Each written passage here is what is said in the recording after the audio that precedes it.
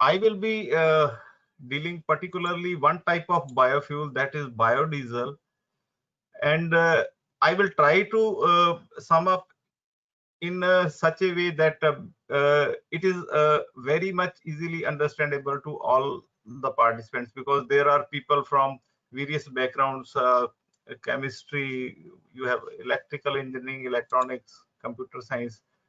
I am trying to make it so simple that you can easily understand what is biodiesel, how it is produced. Even a computer or electronic engineer can produce it in his or her lab. So uh, also, why biodiesel is not so successful as on date? So all these factors, and what are the possible for the young researcher, what are the possible research areas where there is a lot of opportunity for the biodiesel production. So again, already one of the speaker has already explained that which comes first, diesel engine or diesel fuel. So we already know it. So that diesel engine comes first. Then question was how diesel engine, which was made first without any diesel fuel, was run. So diesel engine was run on peanut oil fuel in 1893, 10th August. So 10th August, although diesel engine was invented, but we celebrate, whole of the world celebrate it as International Biodiesel Day. So peanut oil fuel was used in the compression ignition or CI engine by the Rudolf Diesel to run that engine. So, but the problem with such oils, any type of, one thing should be noted, that our diesel engines can be run by any edible oil which we take. The only problem is the viscosity. The viscosity of our edible oils is very high, and the production of this edible or non-edible high viscous oils to the biodiesel is just, main purpose is to reduce the viscosity, though there are certain other 23 or 24 parameters are there which are as per international standards, but the main factor is the viscosity.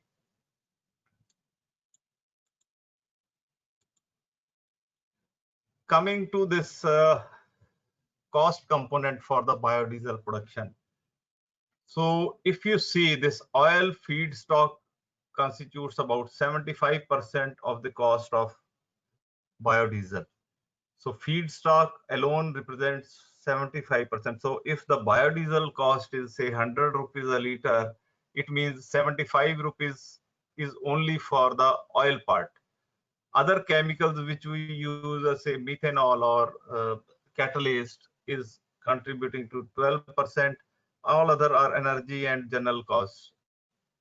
So if this factor alone we are able to manage, then the biodiesel cost is going to decrease very sharply. Just for a comparison sake, uh, you can see the soya oil in bulk, if you want to purchase, it is around 85 rupees per liter. Crude palm oil, CPO is crude palm oil, is around 77 rupees per liter.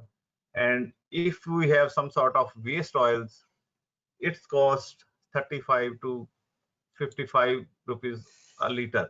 So our main constituent, 75% of the cost of biodiesel is for the oil. If we are able to manage to use such waste oil or second or third generation oils, it will be very advantageous. It will reduce the cost to a great extent. Now, just how biodiesel production is there worldwide.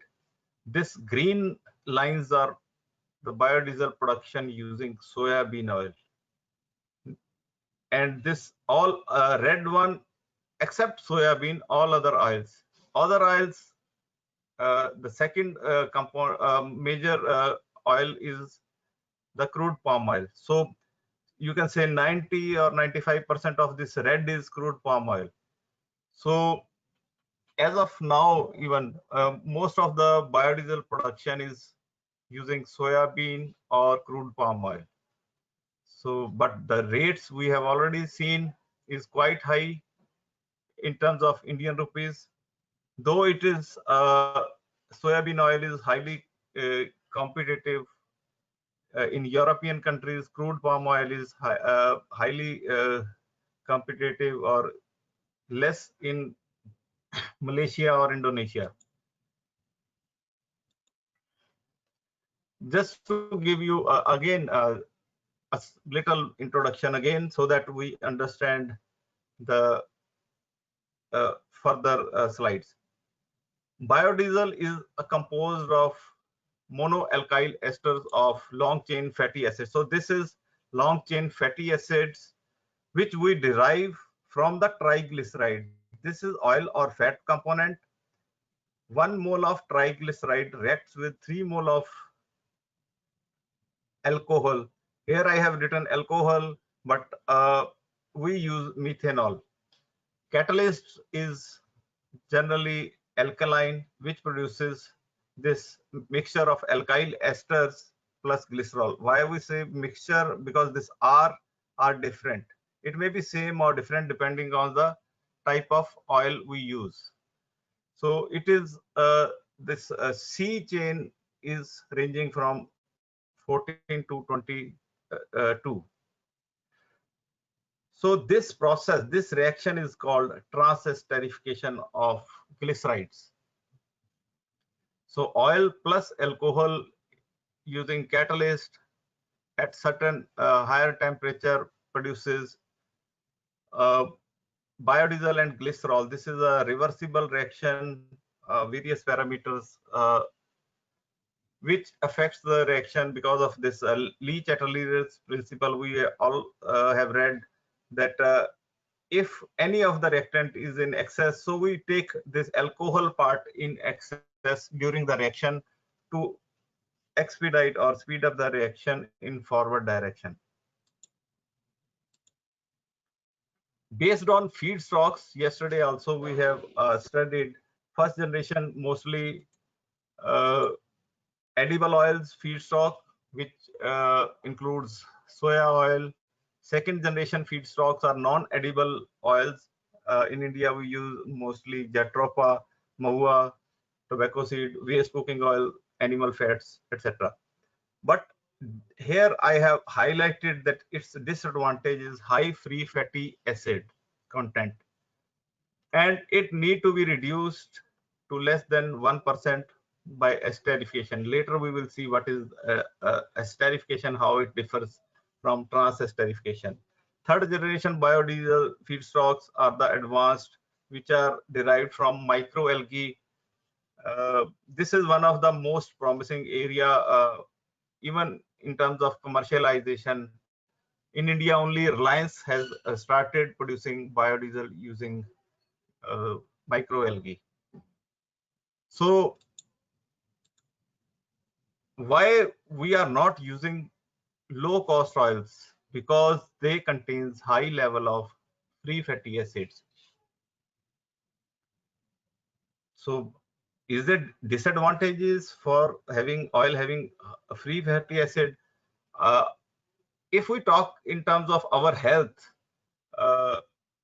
we are unable, or we are not recommended to consume oil having high free fatty acids. As per Indian norms, any oil which we are eating should not have more than 0.5% of free fatty acid. So because we are it is harmful for our body, we are not able to digest the free fatty acid parts. When we are frying the oil, making puris or anything in which oil is heated till boiling, this triglycerides starts converting into free fatty acids. So that is why it is recommended that once the oil is heated to high temperature or oil is used for frying, it should not be consumed again, because the free fatty acid content uh, generally rises to 2% or even 3%. Especially we see in Indian markets where there is reuse of uh, frying oil, the FFA content sometimes reaches 5%, which is very harmful. So high FFA feedstocks have advantage that they are having low cost, because we cannot consume it. The only usage of high FFA feedstocks as on date is either in soap making or in animal feedstock. So disadvantage is that trans-esterification is not possible for feedstocks having FFA content greater than 1%.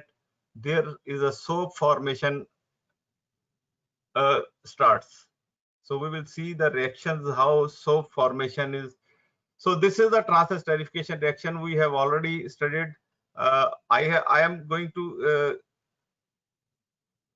I am showing it again because this catalyst used in trans-esterification reaction, homogeneous catalyst, is KOH or NaOH, which is alkaline.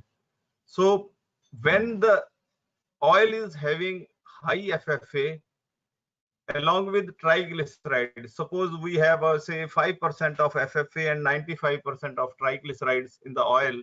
So it is a waste oil. If we are using that oil and we are going to conduct the trans-esterification reaction, then what happens is that no doubt this reaction will also take place, but reaction of fatty acids with alkali also takes place, which forms the potassium soap. So this KOH reacts with fatty acids in presence of water to form the soap. So this soap causes emulsification of the biodiesel. So that biodiesel, when emulsifies, because water is also produced, we have biodiesel produced by trans-esterification, we have soap present. So the total biodiesel becomes forms a milky type of solution which cannot be used. So it means biodiesel totally destroys. So we cannot use high FFA oil for the trans-esterification using alkaline catalyst. So now question comes, because 75% of the cost is because of the oil, and the low cost oils are having high FFA. So is there any technique or method by which we can use this high FFA oil for the biodiesel production? Yes, we have one technique, that is through esterification. So what is esterification? So esterification of fatty acids is nothing but when fatty acid reacts with alcohol. Here I have written methanol because we are going to use methanol as a reactant. Now the catalyst I have changed. Instead of this alkaline catalyst, I have used acidic catalyst. It forms methyl ester. Again, methyl ester is nothing but biodiesel plus water. No doubt this water slows down the reaction. Now this reaction is very slow, even reversible also. So we are not able to achieve 100% conversion of this fatty acid into methyl ester. But even if we are able to achieve say above 90 or 95% as per our biodiesel standards, this biodiesel can be used in the engines or in blending. So the only difference in trans-esterification and esterification is the catalyst. Trans-esterification uses alkaline catalyst, whereas this esterification uses acidic catalyst. Now, can we use trans-esterification using acidic catalyst? Because if we are able to use acidic catalyst in trans-esterification, then it is possible that even if there is FFA in the oil, simultaneously both FFAs and triglycerides are converted to biodiesel. So let us see how trans-esterification takes place. We have 4 types of trans-esterification processes. The most conventional and general is the base catalyzed trans-esterification. Second one is acid catalyzed trans-esterification, which we were looking for. Third is enzyme catalyzed trans-esterification. Then there is supercritical trans-esterification. Let's have an introduction and a brief of this different type of trans-esterification. So base catalyzed trans-esterification is the most widely used technique to produce biodiesel from the oils. There is a possibility of formation of soap if there is a high free fatty acid content in the triglycerides.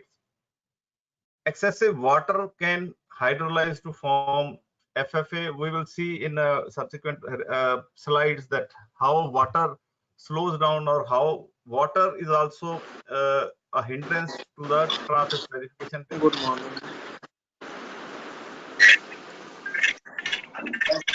So now, since we are using homogeneous catalyst, recycling of catalyst is another challenge, and it is not a cost effective. Glycerol is produced as a byproduct from this trans-esterification, and it has a very little value. So we are not getting enough money or enough return from the byproducts produced during the biodiesel production. So in acid catalyzed trans-esterification, there is no glycerol production, as we have seen.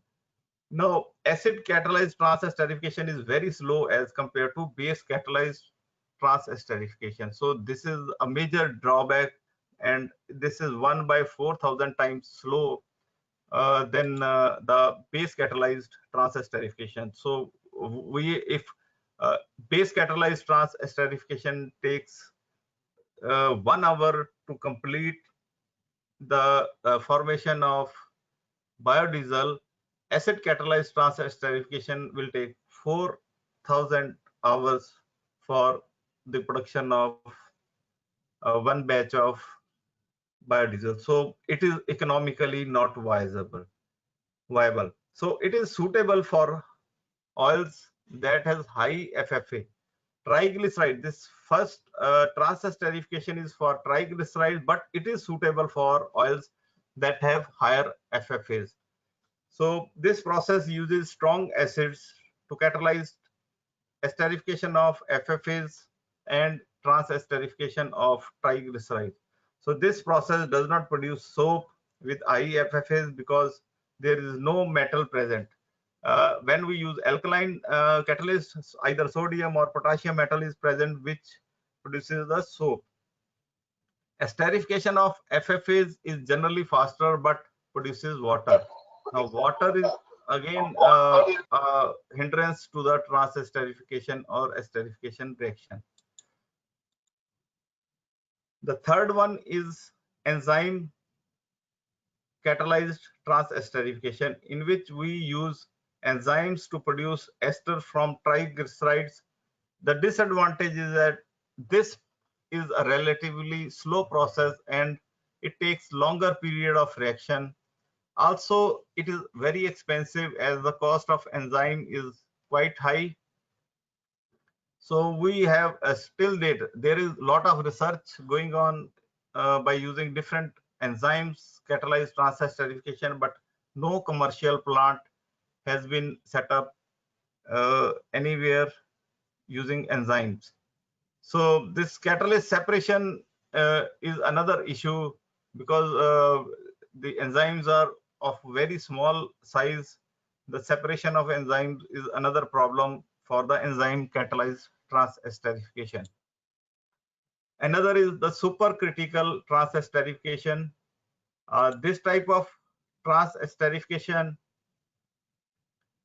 a lot of research on this technique has also been used, and it is successful even. So liquid is defined as supercritical when its temperature and pressure are above its critical points. So supercritical temperature and pressure for methanol are 240 degrees centigrade and 1140 psia respectively. So if we are able to conduct the experiment, transesterification experiment, under these conditions, 240 degrees centigrade and 1140 psia pressure, then we do not require any catalyst for the transesterification. So this is a non-catalytic transesterification, but then the cost of this, both working cost as well as the initial cost, is very high in case of supercritical transesterification.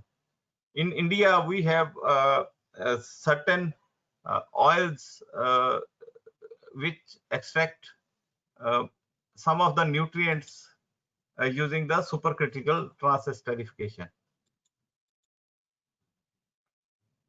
Now, if we want to convert this high FFA oil into biodiesel, we have no option, but only one, is that we need to convert it into biodiesel using two-step process. In the first step, esterification, whatever be the FFA is present in the oil, it should be reduced to less than 1% so that it can be transesterified. So after the FFA is reduced, then in the second step, transesterification takes place, in which the residual triglycerides converts into fatty acid methyl ester, which is biodiesel. So see, this is the conventional process for biodiesel production from high FFA feedstocks. Now, initial steps, we extract the oil.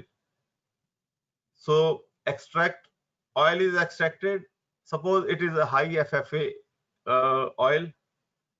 First step is esterification using acidic catalyst. Generally, acidic homogeneous catalyst used is sulfuric acid. Methanol is another reactant which we use for esterification.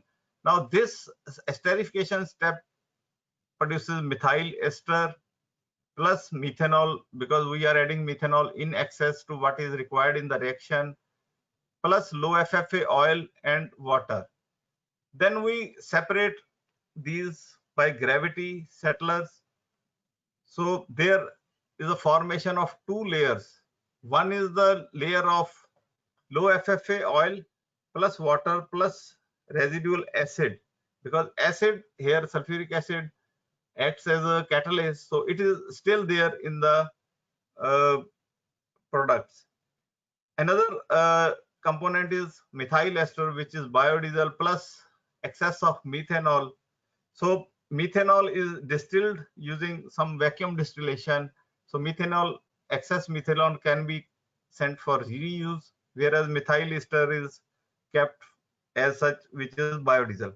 Now, the low FFA oil which we have is distilled, water washed to remove any residual acid, because now in the second step, we are going to convert it into biodiesel using basic catalyst. So for that, first we have to remove the residual acid, which we take as a catalyst in the esterification reaction. So we water wash this low FFA oil. Then after this washing, there is a gravity or centrifugal separation to remove the water and oil. Then we heat it so that completely there is no water, whole of the water is removed, and then there is a transesterification. So you see, this is a very complex or very lengthy process of producing FFA, high FFA biodiesel from high FFA feedstocks.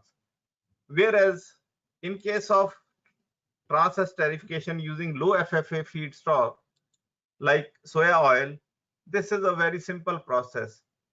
We use methanol plus catalyst and we add vegetable oil or any oil having low FFA. Reaction takes place even using the homogeneous catalyst NaOH or KOH. It takes around 1 hour, and we are getting glycerin oil which can be refined and sold as a byproduct. Excess of methanol is recovered and reused in the system. We are getting crude biodiesel, refining, simple refining takes place, and we are getting biodiesel. So trans-esterification process is quite simple. Cost is very less. Conversion cost is very less. But again, conversion, this cost is only 12% of, even less than 12% of the total cost. So if we are able to use high FFA oils with lesser cost of conversion, that will be of greater advantage. So this is a combined process in which two-step process we are taking. If we are taking edible oil, this is simply converted by trans-esterification to biodiesel. Glycerin is used, glycerin is coming out as byproduct. If it is non-edible, first we are going in for esterification. We are getting some biodiesel. The residual, we are again using it for trans-esterification, and we are using adding to the biodiesel. So in the both steps, esterification as well as trans-esterification, biodiesel production is there. Now another question which some people ask, that can we use any other alcohol in place of methanol? Because in the first reaction I have written alcohol, not methanol, but generally methanol is used. So ethanol, the main is disadvantage is that it is more expensive than methanol commercially, or in the bulk. Ethanol price is say around 40 rupees a liter, whereas methanol price is around 25 rupees a liter. Ethyl ester conversion is slow, lower. Ethanol is difficult to recycle. Viscosity,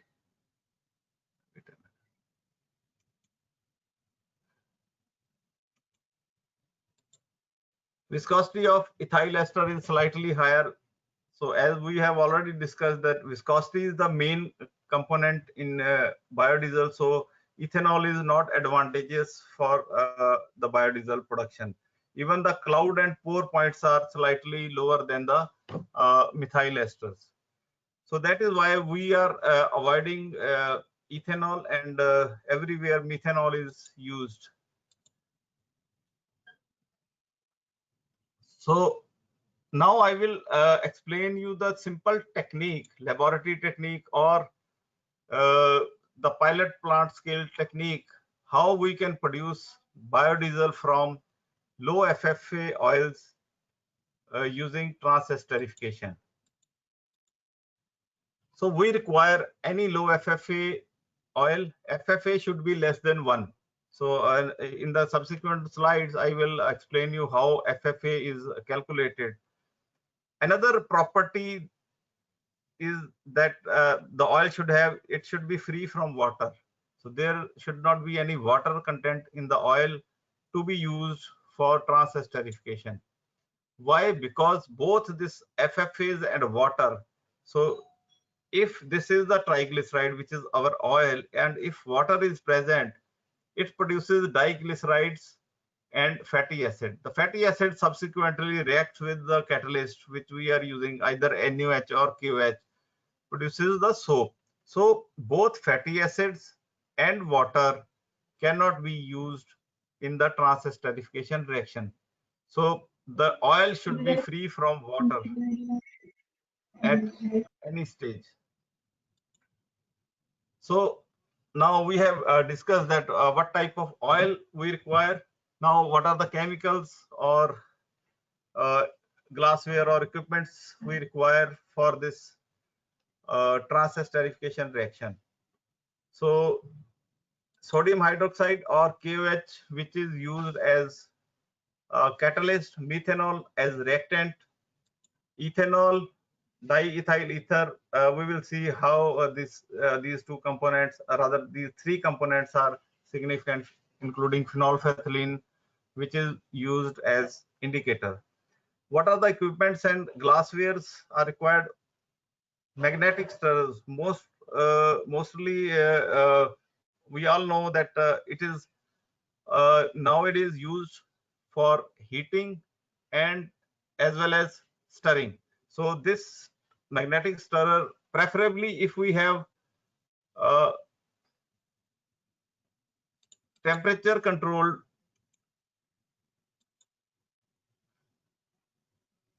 magnetic stirrer. Otherwise also we can use a simple magnetic stirrer, but then we have to manually monitor the temperature. Now as a reactor, we can use two-necked flat bottom flask, either of 500 or 1000 ml, vertical condenser, because during the reaction the methanol is trying to evaporate. We want to reflux that methanol. So a vertical condenser with cold water circulation in the jacket should be there. Burette paper conical flasks are required as equipments for FFA calculation. Now the first step, we need to calculate the FFA in the oil, because if FFA is less than 1%, only then we can use trans-esterification. Otherwise trans-esterification is not feasible. So we take some known quantity of sample. Generally it is very less, 1 or 2 gram, and it is dissolved in the mixture of diethyl ether and ethanol solution. So basically the purpose of this mixing is to dissolve the oil, to dilute the oil in the solution. So then this mixture was titrated against a standard KOH, whose normality is known to us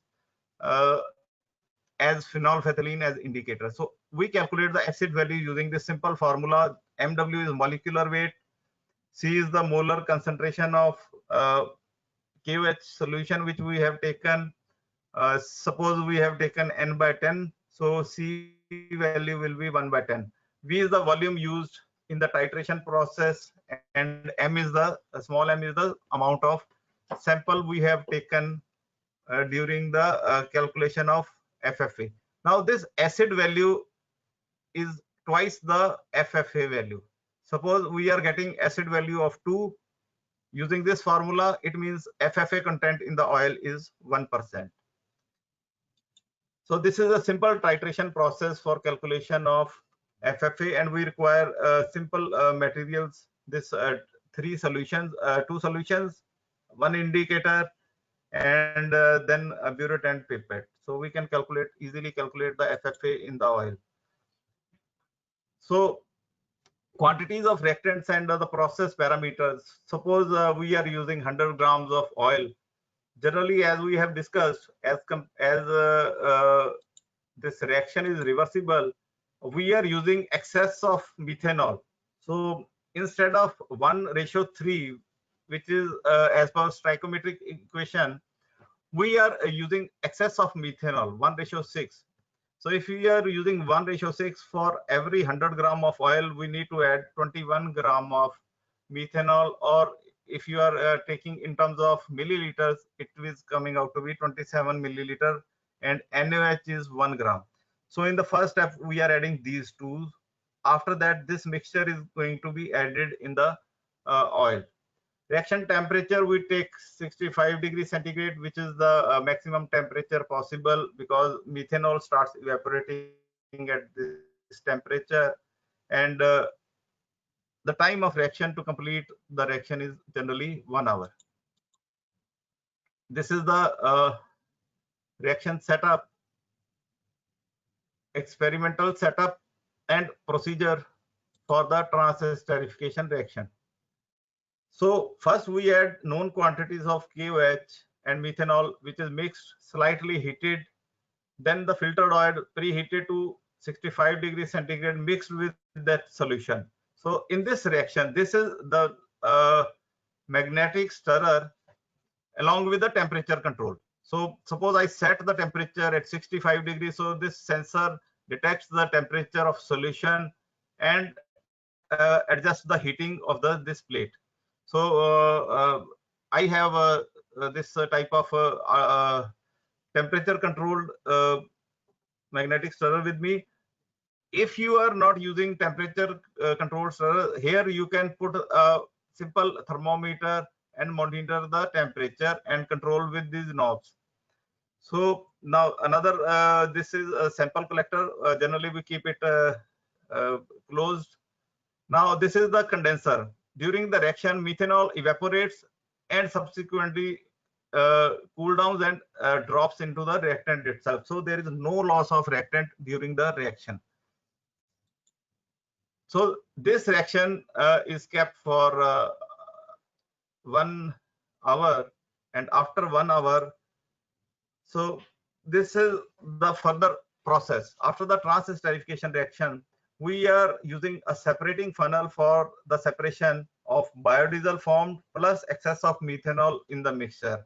The byproduct is separated, which is glycerin, using this separating funnel. Now this excess of methanol is distilled, and then the biodiesel is water washed for removing any catalyst present, and biodiesel is produced. So water and impurities are thrown, and this after the distillation, methanol is recovered, which can be used again in the trans-esterification process. So this is a simple lab scale setup which one can easily make. Now this is how I have shown. I will show you some pictures. During the after the reaction, this type of images are formed. This lower portion is glycerin containing unused methanol and NaOH. The upper portion is the biodiesel containing some impurities. So we separate these two, opening this lower valve, separate the lower layer of glycerin and other components, and this crude biodiesel is on the upper layer. So after the getting this crude biodiesel, this is water washing. We put maybe simple distilled water or slightly acidic water to wash this. During the washing in the separating funnel, this lower layer is the water along with the impurities which are coming out of the biodiesel. Mostly it is alkaline NaOH or the residual NaOH present. And if there is any small component of glycerin is present, that also comes out during this process. So, but in a single washing, it is not possible. See, this is the after the first wash, this type of water is available, and this is not 100% clear. So after the third wash, water is almost pure, and we are getting a very clear solution of biodiesel. So generally we take 2 or 3 water wash, and then this after separating it in a separating funnel, this top layer of biodiesel is further kept in a oven at 80 degrees centigrade, so that if there is any residual water, that can be removed. Otherwise it causes problems in the engine. So this is the total, you can say, material balance. If you are using 100 pounds of vegetable oil or any other animal fat, and you are using 10 pounds of alcohol, you are getting 100 pounds of biodiesel and 10 pounds of glycerin. So simple, the amount of oil used is equal to amount of biodiesel produced. But here is again one commercial aspect. This, when you are going to purchase this vegetable oil or fat, you are getting in terms of kg. Oil is generally purchased in terms of kg. But when biodiesel is produced, it is we sell it in terms of liters. So biodiesel is having less density. So in terms of liters, you are getting more quantity as in terms of mass or kg. So that is advantageous for us. Now the current status, what is the current status? As we have already discussed, most of the biodiesel production is concentrated to palm oil or soybean or sunflower in certain countries. Low cost waste oils and high FFA oils is 1/2 to 1/3 that of refined oils, but the production cost increases due to additional steps for converting FFA to esters. Also, we are using homogeneous catalyst. What is the disadvantage of using homogeneous catalyst? Research is going on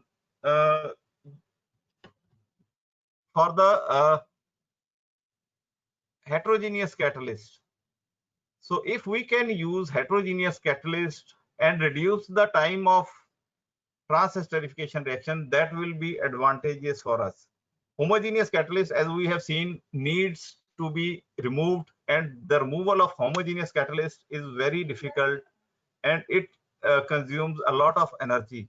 Whereas if you have a heterogeneous catalyst, suppose you have a solid powder type of catalyst, you can easily separate using filtration. So the cost is going to reduce drastically. Also, the waste water produced during the homogeneous catalyst use is going to be reduced. Homogeneous catalyst cannot be reused, whereas heterogeneous catalyst can be reused even. So this is the comparison sheet that what is the difference between homogeneous and heterogeneous catalyst. No doubt the rate of reaction is fast and high conversion is achieved in homogeneous catalyst. Heterogeneous catalyst, as of now, we are getting moderate conversion.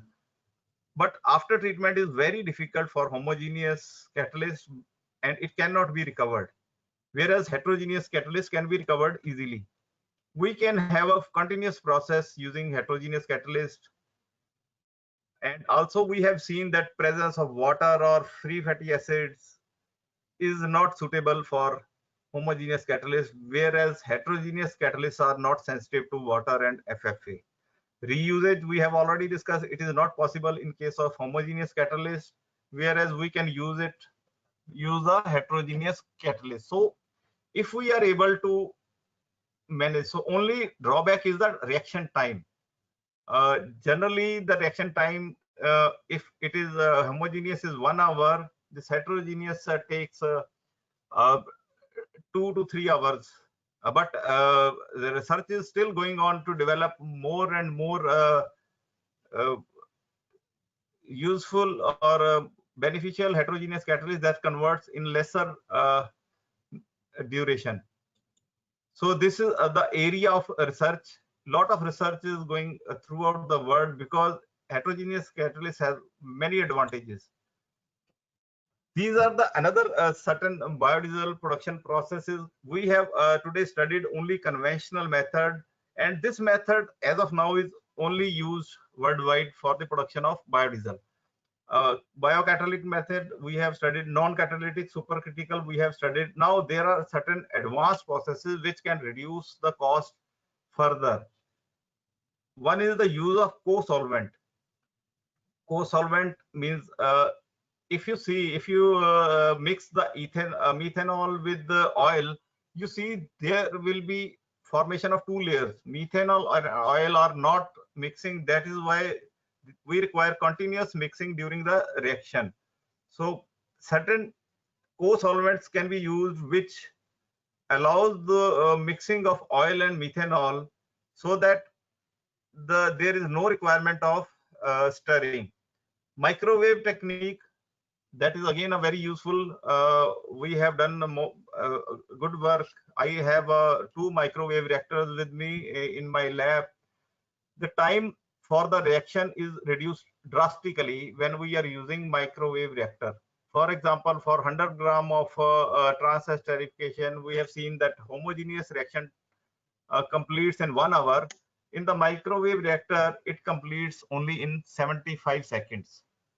So similarly, ultrasound trans-esterification takes less time. In situ means while extracting the oil from the seed or biomass, can we convert directly to biodiesel rather than first extracting the oil and then producing the biodiesel?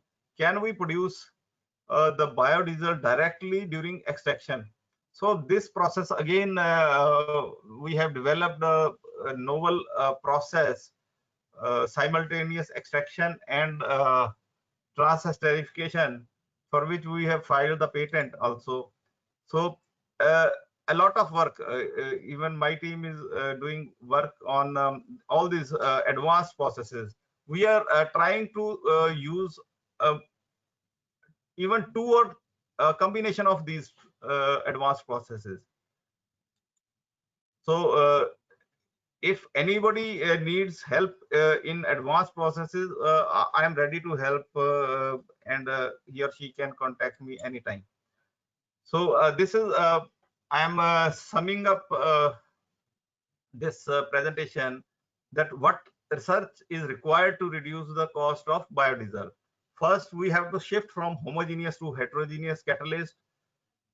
Now, in particular, here I have written bifunctional acid catalyst. Bifunctional acid catalyst means they act as a catalyst for both esterification and trans-esterification simultaneously. So this type of catalyst is having both acidic sites as well as basic sites. So if we are able to get such catalyst, then it is in a single step we can convert high FFA oil into biodiesel. Development of highly efficient catalyst. Even I have also developed one catalyst which is highly efficient as compared to the existing ones, but I am not going to disclose it right now because its patent is pending. Then process intensification, like we have discussed, if we can club or reduce the number of processes involved in the biodiesel production, and the use of cheaper oils derived from sources not competing with food, and algae is one of the good examples for that.